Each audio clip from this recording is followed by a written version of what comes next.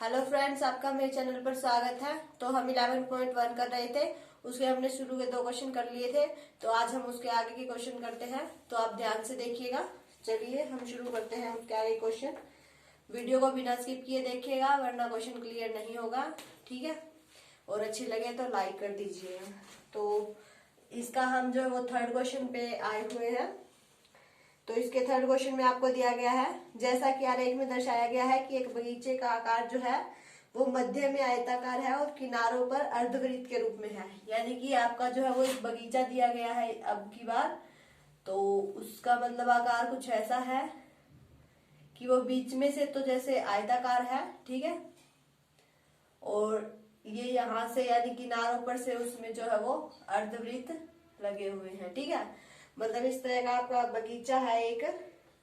तो इसने कहा है कि इसकी जो पूरी लंबाई है आपकी वो 20 मीटर है और जो चौड़ाई है वो 7 मीटर है, ठीक है। तो इसने कहा है कि बगीचे का परिमाप और क्षेत्रफल ज्ञात कीजिए, और इसने हमें आयत की लंबाई दी है। ये आपकी गिवन है या आप निकाल भी सकते हैं।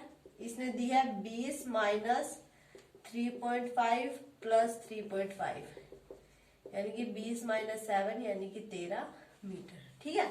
इसने ये आयत की लंबाई आपको दी है और कुछ भी नहीं दिया हुआ है। बाकी क्षेत्रफल हमें निकालना है, परिमाप हमें निकाल के बताना है।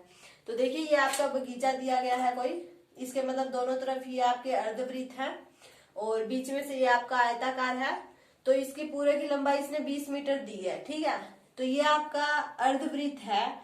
इसकी यहाँ से केंद्र से लेकर अगर हम इसकी ये त्रिज्या निकालते हैं तो ये आपकी कितनी हो जाएगी, मतलब इसे अगर हम हाफ कर देते हैं तो कितना हो जाएगा, 3.5 हो जाएगा।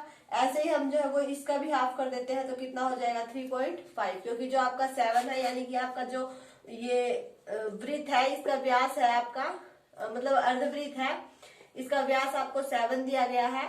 तो इसके अगर हमें त्रिज्या निकालनी है तो हम जो व्यास होता है उसे 2 से डिवाइड कर देते हैं तो आपकी त्रिज्या निकल आएगी, ठीक है। तो ये आपका 3.5 आ गया। तो यानी कि इसकी जो त्रिज्या है आपकी वो क्या है, 3.5 है। इसकी भी त्रिज्या आपकी कितनी है, 2.5 है। तो देखिए हम आयताकार की लंबाई निकाल सकते हैं। कैसे निकाल सकते हैं, ये आपका टोटल कितना दिया गया है, टोटल आपका 20 दिया गया है, ठीक है। अब अगर इसमें से हम माइनस कर दें 3.5 इस अर्धवृत्त का और 3.5 इस अर्धवृत्त का, तो इस तरह से आपकी ये जो लंबाई है वो दी गई है। अगर आपको क्लियर नहीं हुआ है तो कमेंट कीजिए, वरना देखिए एक बार फिर बता देती हूँ। ये पूरा जो है इसकी पूरे की लंबाई हमें 20 दी गई है, जिसमें आपके दोनों अर्धवृत्त भी जो है वो जुड़े हुए हैं। तो हमें सिर्फ आयत की लंबाई निकालनी पड़ेगी, क्योंकि हमें आयत का क्षेत्रफल निकालना है, और फिर वृत्त का क्षेत्रफल हमें अलग से निकालना है, क्योंकि हमें क्षेत्रफल और इनका परिमाप बताना है, ठीक है। तो इसलिए हमें आयत की लंबाई निकालने के लिए क्या किया कि जो ये अर्धवृत्त की त्रिज्या थी वो एक इसकी और एक इसकी, दोनों की हमने क्या कर दी, माइनस कर दी इस पूरी लंबाई में से। तो हमारी क्या आ गई, आयत की लंबाई आ गई, कितनी आ गई, 13 मीटर आ गई। और जितना आपका ये मतलब ये है, ये चौड़ाई आपकी ठीक है, सेम है, यानी कि जो आपकी आयत की चौड़ाई होगी वो भी कितनी ही होगी, 7 मीटर ही होगी, ठीक है। जितनी आपकी व्यास की दी गई मतलब वृत्त की दी गई है उतनी ही आपकी आयत की भी चौड़ाई होगी। तो इस तरह से देखिए आयत की लंबाई और चौड़ाई हमारे पास दोनों हो गई। तो आयत का जो क्षेत्रफल है वो हम निकाल सकते हैं। आयत का क्षेत्रफल हम निकाल सकते हैं। आयत का क्षेत्रफल हमारा होता है लंबाई गुना चौड़ाई, ठीक है। लंबाई आपकी कितनी है, 13 मीटर है, गुना चौड़ाई आपकी कितनी है, 7 है। तो 13 7 91 मीटर स्क्वायर। तो आयत का क्षेत्रफल जो है वो हमने निकाल दिया। अब हम जो है वो वृत्त का निकालेंगे। तो हम वृत्त का क्षेत्रफल और निकाल लेते हैं। तो वृत्त का क्षेत्रफल आपका क्या होता है, अगर आपको फॉर्मूला पता है तो पाई आर स्क्वायर होता है, लेकिन ये क्या होता है, पूरे वृत्त का होता है, कंप्लीट का।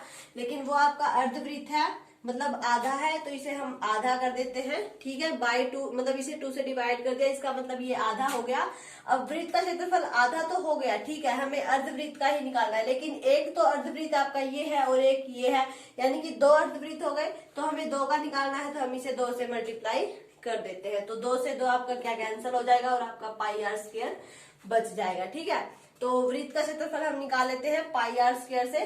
पाई हमारा कितना है, पाई की वैल्यू जो है वो आपकी 22/7 होती है या 3.14 भी कुछ होती है। तो यहाँ पर आपको 22/7 ही लेनी है, मल्टीप्लाई त्रिज्या। देखिए त्रिज्या हमने निकाली थी कितनी थी, 7/2 यानी कि 3.5। तो 3.5 मल्टीप्लाई 3.5। इसका हम पॉइंट हटा देते हैं तो यहाँ बटे में 10 आ जाएगा, इसका पॉइंट हटा देते हैं तो बटे में 10 आ जाएगा। इसे आप सबको कैंसिल कर दीजिए, जितना हो जाता है 5 सत्ते 35, 5 दूनी 10, 5 सत्ते 35, 5 दूनी 10। ठीक है, तो 1 7 से आपका 1 7 कट गया, ये 11 से कट गया। ठीक है, तो ये आपका आ गया 77/2। ठीक है, तो इसे हम इससे डिवाइड कर देते हैं तो हमारा कितना आ जाएगा, 2 3 जा 6, 2 8 जा 16 और 2 5 जा 10। डिवाइड करके देख लीजिए, 77 को 2 से डिवाइड करना है, 2 3 जा 6 1 7, 2 8 जा 16 1 0 निकालेंगे, पॉइंट आ जाएगा, 2 5 जा 10। ठीक है, तो 38.5 आ गया। ठीक है, तो अब हमें क्या करना है, बगीचे का, इसने बगीचे का क्षेत्रफल और परिमाप दोनों चीज पूछी है। तो हमने आयत का क्षेत्रफल निकाल लिया और वृत्त का, दोनों अर्धवृत्तों का क्षेत्रफल हमने निकाल लिया। तो इससे हम क्या कर सकते हैं, बगीचे का क्षेत्रफल बता सकते हैं। कैसे बता सकते हैं, बगीचे का क्षेत्रफल इक्वल होगा आपका किसके, आयत का क्षेत्रफल प्लस 2 अर्धवृत्तों का क्षेत्रफल। ठीक है, इन दोनों को अगर हम जोड़ देते हैं तो हमारा बगीचे का क्षेत्रफल आ जाएगा। तो आयत का क्षेत्रफल आपका क्या आया है, 91 मीटर स्क्वायर प्लस 2 अर्धवृत्तों का, ये हमने दोनों का ही निकाल दिया, 2 अर्धवृत्तों का आपका कितना आया है, 38.5 आया है। तो इन्हें हम जोड़ देते हैं, तो जोड़िए 38.5, ये कितना है हमारा 91। ठीक है, तो 5.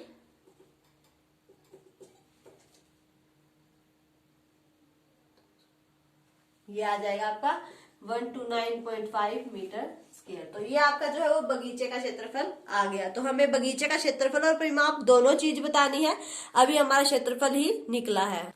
तो चलिए हम उसका परिमाप और निकाल लेते हैं। तो बगीचे का परिमाप निकालने के लिए आपको किस किस चीज की जरूरत पड़ेगी वो हम लिख लेते हैं। बगीचे का परिमाप निकालने के लिए आपको पड़ेगी 2 गुना लंबाई, जो हमारी आयत की लंबाई थी वो, प्लस में 2 अर्धवृत्तों का परिमाप। ठीक है,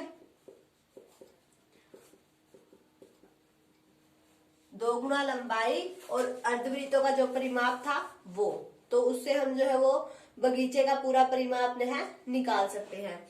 तो 2 गुना लंबाई आपकी कितनी थी, आयत की 13 मीटर थी। ठीक है, तो प्लस 2 अर्धवृत्तों का परिमाप, जो आपका अर्धवृत्त का परिमाप होता है वो क्या होता है, अर्धवृत्त का परिमाप आपका होता है 2πr/2, यानी कि ये 2πr जो है वो आपका एक पूरे और कंप्लीट वृत्त का परिमाप होता है। हमें अर्धवृत्त का करना है तो इसे 2 से डिवाइड कर दिया। अब हमें 2 अर्धवृत्त का निकालना है तो इसे 2 से मल्टीप्लाई कर देते हैं, तो 2 से 2 कैंसिल हो जाएगा, आपका 2πr ही बच जाएगा। ठीक है, अब इनकी जगह पुट कर दीजिए, 13 दूनी 26 मीटर प्लस 2 मल्टीप्लाई 20/7, त्रिज्या आपकी 3.5 थी, पॉइंट हटा दिया बाय 10, तो 7 5 जा 35, 5 2 जा 10, 2 से 2 कैंसिल, तो 26 और 22 मीटर आपका कितना आ गया, 48 मीटर स्क्वायर। तो इस तरह से आपके बगीचे का परिमाप आ गया 48 मीटर स्क्वायर, और जो आपका बगीचे का क्षेत्रफल था वो कितना आ गया, 129.5 मीटर स्क्वायर। तो इस तरह से देखिए, आपको सिर्फ क्या दिया गया था, आयत की लंबाई दी गई थी और हमें ये दोनों मतलब ये फिगर दी गई थी, तो इससे हमने जो है वो पूरा क्वेश्चन सॉल्व कर दिया।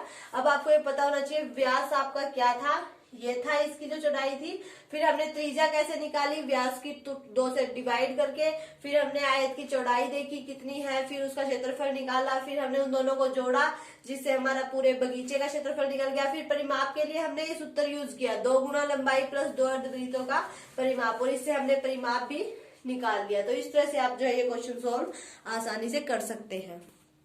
तो देखिए आपका नेक्स्ट क्वेश्चन दिया गया है कि फर्श को बनाने के लिए जो आपकी टाइलें हैं प्रयोग की जा रही हैं, उनको जो समांतर चतुर्भुज का है, ठीक है, जिनका जो है आधार आपको क्या दिया गया है,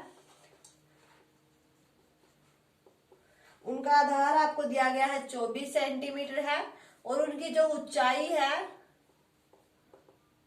वो दी गई है आपको 10 सेंटीमीटर। ठीक है, यानी कि ऊंचाई उनकी 10 सेंटीमीटर है और जो उनका आधार है वो 24 सेंटीमीटर है। मतलब इस तरह की आप इस आकार की आपकी टाइलें हैं। तो इसने पूछा है कि 1080 वर्ग मीटर का जो है वो क्षेत्रफल है हमारा फर्श का, तो उसको ढकने के लिए हमें कितनी टाइलों की आवश्यकता पड़ेगी वो हमें बताना है। तो आपको इसमें क्या दिया गया है, टाइल का आधार दिया गया है कि कितने, मतलब टाइल का आपको आकार बता दिया गया है कि वो आधार से यानी कि इस तरह से तो वो 24 सेंटीमीटर है और जो उसकी ऊंचाई है वो 10 सेंटीमीटर है। तो हमें बताना है कि 1080 वर्ग मीटर को ढकने के लिए कितनी टाइलों की आवश्यकता होगी। तो चलिए इसे आप कैसे सॉल्व कर सकते हैं। पहले ये देखिए, ये आपका वर्ग मीटर में दिया गया है, यानी कि मीटर का स्क्वायर होगा। तो पहले ये आपके सेंटीमीटर्स पे है, इन्हें हम मीटर्स में चेंज कर लेते हैं। ठीक है, 1 मीटर जो होता है उसमें आपका 100 सेंटीमीटर होता है ना। तो 100 सेंटीमीटर होता है। तो 1 सेंटीमीटर करने के लिए हमें क्या करना पड़ेगा, मतलब उसे मीटर में चेंज करने के लिए 1 सेंटीमीटर में आपका 1/100 मीटर होता है। ठीक है, तो आपका ये 24 सेंटीमीटर दिया गया है। आधार जो है वो आपका 24 सेंटीमीटर दिया गया है। तो इसे हम मीटर में चेंज कर लेते हैं, यानी कि 100 से डिवाइड, यानी कि 2.24 मीटर हो गया। अब ये इसी तरह से आपकी जो है वो ऊंचाई को भी हम मीटर में कन्वर्ट कर लेते हैं। ये आपका 10 सेंटीमीटर है, 10/100 यानी कि 0.10 मीटर। तो ये आपका आ गया। अब जो टाइलें हैं आपका, टाइलें है मतलब जिनसे हमें फर्श बनाना है, हम उनका क्षेत्रफल निकाल लेते हैं। तो टाइल का क्षेत्रफल निकालने के लिए हमें किस किस चीज की जरूरत पड़ेगी, आधार गुना ऊंचाई की। अभी हमारे पास आधार भी है और हमारे पास ऊंचाई भी है। तो 0.24 मल्टीप्लाई 0.10, तो ये आपका देखिए कितना हो जाएगा। 24 की हम 2 से करेंगे तो इतना हो जाएगा। 4 के बाद आपकी 0 लगेंगी, तो ये आपका जो है वो मीटर स्क्वायर में आपका आ जाएगा। ठीक है, ठीक है। तो ये हमारा टाइल का क्षेत्रफल निकल गया। बाद में 0 हो, लगाओ या ना लगाओ कोई फर्क नहीं पड़ता।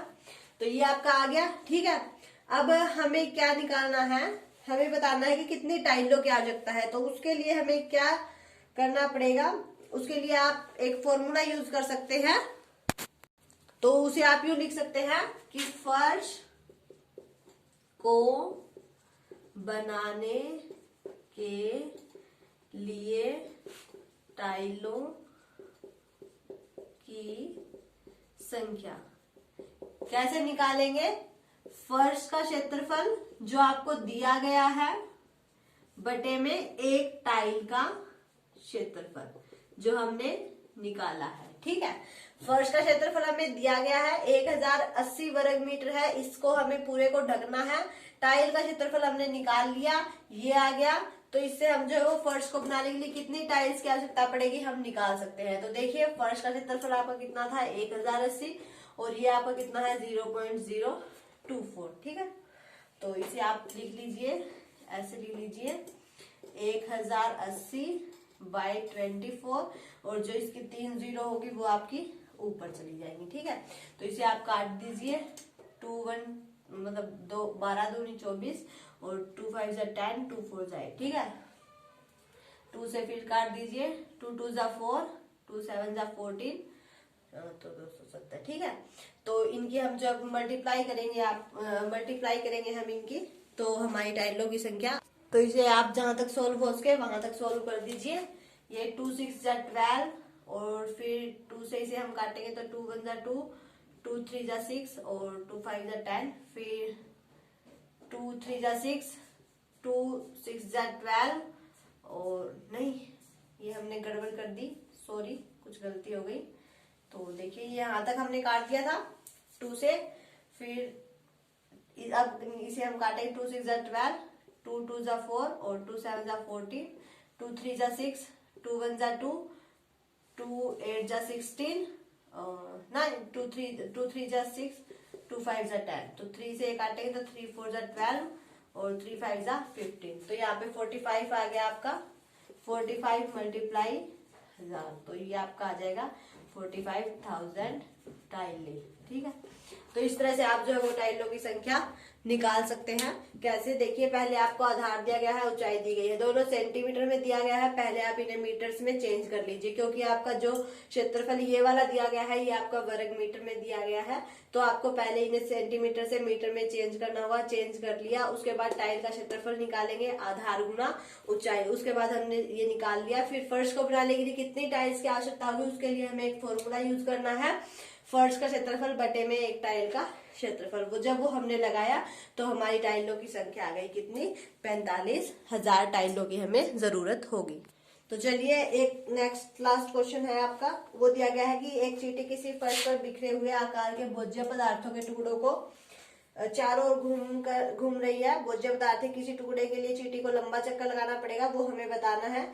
वृत्त की परिधि इसने दिया है हमें, जो वृत्त की परिधि है उसका जो सूत्र है वो इसने दिया है C में 2πr, जहां r तो वृत्त की त्रिज्या है की सहायता से प्राप्त की जा सकती है। ठीक है, तो ये आपको दिया गया है। तो इसमें आपके 3 पार्ट्स दिए गए हैं। फर्स्ट आपका ये इस तरह से कुछ दिया गया है, और जो ये है आपका पूरा 2.8 सेंटीमीटर दिया गया है। फिर सेकंड पार्ट आपका कुछ मतलब इस तरह से दिया गया है, और जो ये भी आपकी 2.8 दी गई है, और ये आपकी 1.5 दी गई है सेंटीमीटर सी है, ये भी और ये भी। फिर जो थर्ड पार्ट है वो आपका मतलब इस तरह से दिया गया है। तो ये आपका इसका 2.8 है ये सेंटीमीटर, और ये जो है ये 2 सेंटीमीटर है, और ये भी आपकी 2 सेंटीमीटर है। तो इनमें हमें बताना है कि कौन से फर्श पे जो है वो चींटी को सबसे लंबा चक्कर लगाना पड़ेगा। तो पहले हम फर्स्ट पार्ट देख लेते हैं। देखिए इसमें आपका जो व्यास है दिया गया है अर्धवृत्त का 2.8 है। ठीक है, तो हम इसकी त्रिज्या निकाल लेते हैं। त्रिज्या निकालने के लिए 2.8 को हमें 2 से डिवाइड करना होगा, तो 1.4 सेंटीमीटर आपकी आ जाएगी त्रिज्या। ठीक है, तो व्यास आ गया और हमारी त्रिज्या आ गई। तो अर्धवृत्त का परिमाप आपका क्या होता है, हमने अभी पढ़ा है। अर्धवृत्त का परिमाप आपका क्या होता है, अभी हमने पिछले क्वेश्चन में पढ़ा है, अगर आपको याद हो तो। ठीक है, अर्धवृत्त का परिमाप आपका होता है पाई आर, यानी कि कंप्लीट का होता है 2πr, उसे अर्ध का करना हो तो 2 से डिवाइड कर देते हैं, तो 2 से 2 आपका कैंसिल हो जाएगा, तो आपका क्या बच जाएगा पाई आर। तो पाई की वैल्यू आपकी कितनी होती है 22/7, और त्रिज्या आपकी कितनी है 1.4। तो इसके बाय में हम 10 कर देते हैं, पॉइंट हटा देते हैं, 7 2 ज़ा 2 5 ज़ा 10, तो ये आ गया आपकी 22.5, यानी कि 5 4 ज़ा 20.4, यानी कि 4.4 सेंटीमीटर आपका अर्धवृत्त का परिमाप आ गया। ठीक है, उसके बाद हमें जो है वो चींटी द्वारा चली गई कुल दूरी बतानी है।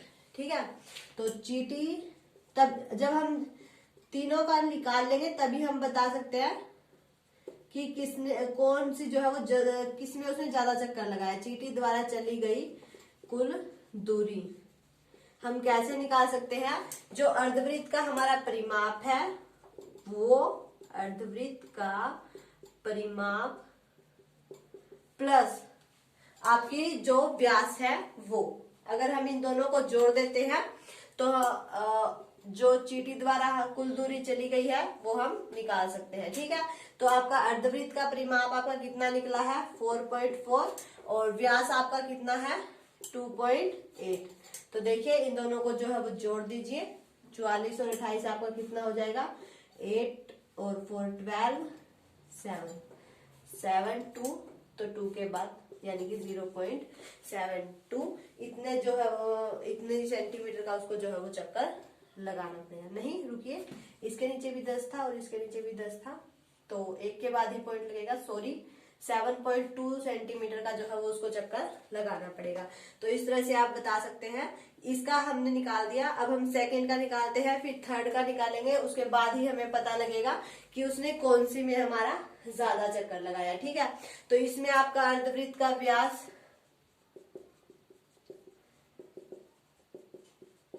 वही दिया है 2.5, तो इसकी त्रिज्या जो है वो हम निकाल सकते हैं 1.4 सेंटीमीटर है, इसका भी सेंटीमीटर है, इस बात का आपको ध्यान रखना है, ठीक है। तो इसकी त्रिज्या आपकी निकल गई। अर्धवृत्त का परिमाप, वही आपको परिमाप निकालना है। परिमाप के लिए आपका वही सूत्र यूज होगा, पाई आर, पाई 22/7 और त्रिज्या आपकी 1.4 है। सेम यही आ गया है, समझ लीजिए। तो आपका 4.4 सेंटीमीटर आपका निकल जाएगा, ठीक है। उसके बाद हमें क्या करना है, चींटी द्वारा चली गई कुल दूरी में क्या क्या जोड़ना है।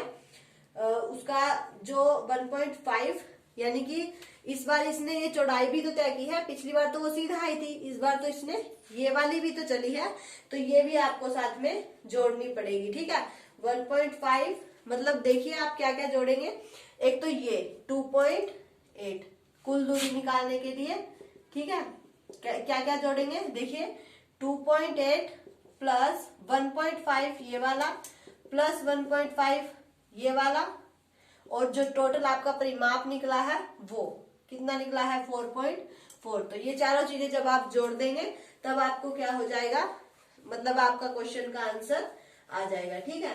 तो ये जब आप इन चारों चीजों को जोड़ेंगे तो देखिए 4 2 6 7 8, तो आपका 10.2, तो आपका जो है वो कुल दूरी का चक्कर कितना हो जाएगा, 10.2 सेंटीमीटर हो जाएगा। इन्हें आप जोड़कर देख सकते हैं, देखिए 4 5 6 7, ठीक है। 7 तो हमारा ये हो गया, 8 है और ये 10 है, 8 9 हो गया।